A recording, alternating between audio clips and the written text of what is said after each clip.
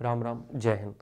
दौड़ के बाद कुछ चीज़ें होती हैं जो कि करोगे तो तुम्हारा बेनिफिट्स मतलब रनिंग के में साइड इफेक्ट जो होते हैं वो ज़्यादा नहीं होंगे। ठीक है, अब वो क्या है वो चीज़ें उनके बारे में बात करेंगे। उससे पहले एक चीज़ और हम बता दें कि ये सब जो चीज़ें हम बता रहे हैं, एक चीज़ मेरे साथ अच्छी हुई है कि हम जब से पर्सनल ट्रेनिंग देने लगे हैं मेरे पास एक्सपीरियंस हर चीज़ का हो गया है कि रनिंग के बाद कौन सी चीज़ों में लोगों को दिक्कत आ रही है, चोट में किस चीज़ से उनको तुरंत आराम मिल रहा है। तो इन सब चीज़ों की जानकारी हमें थोड़ा सा ज़्यादा हो चुकी है क्योंकि हमने बहुत से लोगों को ट्रेन किया है। क्लियर हो गई बात? चलो आगे बढ़ने से पहले स्टेमिना बूस्टर जरूर ले लेना। 1250 रुपए का है। इस नंबर पे पेमेंट करके 72 688 0 15 78 और इसी नंबर पे पेमेंट करके इसी नंबर पे स्क्रीनशॉट हमें सेंड कर देना और ये 60 दिन के लिए होगा। ठीक है, चलो हम बात कर रहे हैं आज यहाँ पे किसके लिए कि दौड़ के बाद हम क्या कर सकते हैं कि तुरंत हमें उसके बेनिफिट्स मिले, रनिंग की कोई इंजरी ना हो।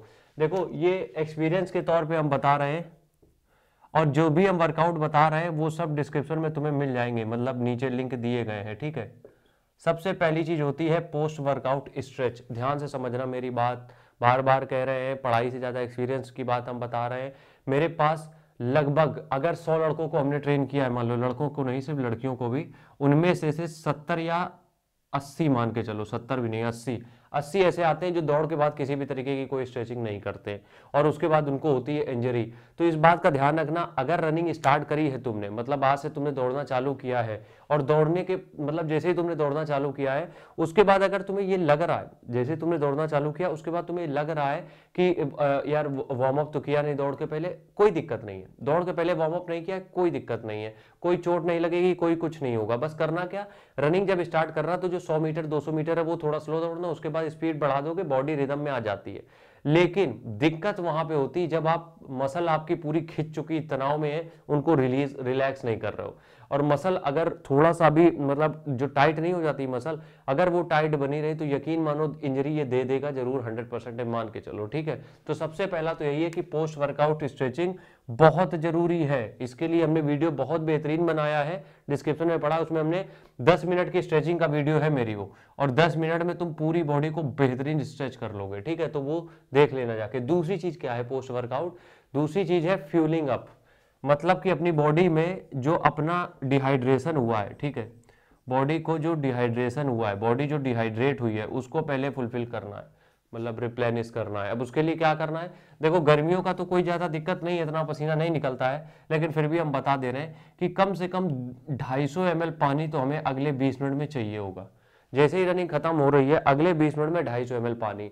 20 मिनट का हमने टाइम इसलिए दिया है कि तुम एक बार में पूरा पानी नहीं पी जाओगे वरना तुम्हें तबीयत खराब होने का डर रहेगा। ठीक है, तो क्या करना है तुम्हें, जैसे रनिंग तुम्हारी खत्म हुई अगले ही मिनट में तुम 20 मिनट में 250 ml पानी पियोगे, थोड़ा थोड़ा करके, इकट्ठा मत पीना, और अगले 1 घंटे तक 1 लीटर पानी आपकी बॉडी में पहुंच जाना चाहिए। ये हम नहीं बोल रहे, ये साइंस बोल रहा है। ठीक है, तीसरी चीज क्या है, कूल डाउन और क्लॉथ्स। देखो क्या होता है कि जब रनिंग करी है तुमने, खासकर सर्दियों की अगर हम बात करें, तो हमेशा जब भी तुम कोई भी कपड़ा पहन के जाते हो, अगर भीग गया है, पसीना है, कुछ भी, उसको उतार के दूसरे कपड़े तुरंत पहन लो।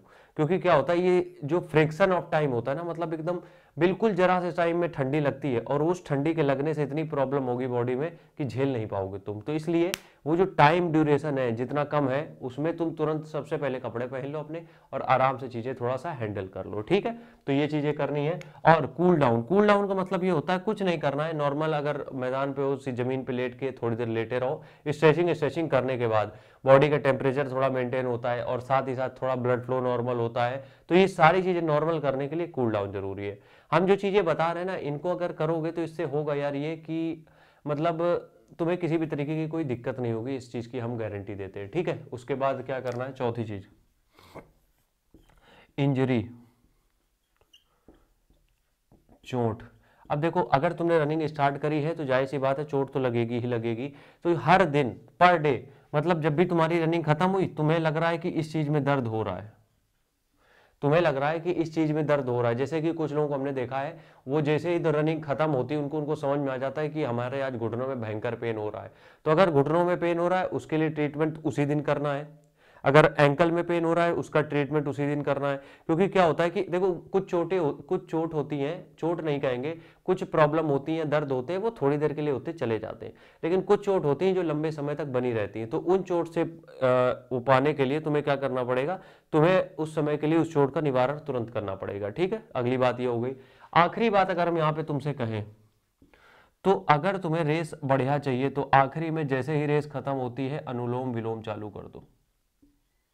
क्या चालू कर दो? अनुलोम विलोम। ठीक है, अनुलोम विलोम करोगे उसका फायदा क्या होगा, अनुलोम विलोम करोगे तो उससे ब्रीदिंग हमारी अच्छी हो जाएगी, हमारी लंग्स की कैपेसिटी बढ़ जाएगी। ठीक है, आज के वीडियो में बस इतना ही, कल फिर मिलते हैं, तब तक के लिए राम राम, जय हिंद।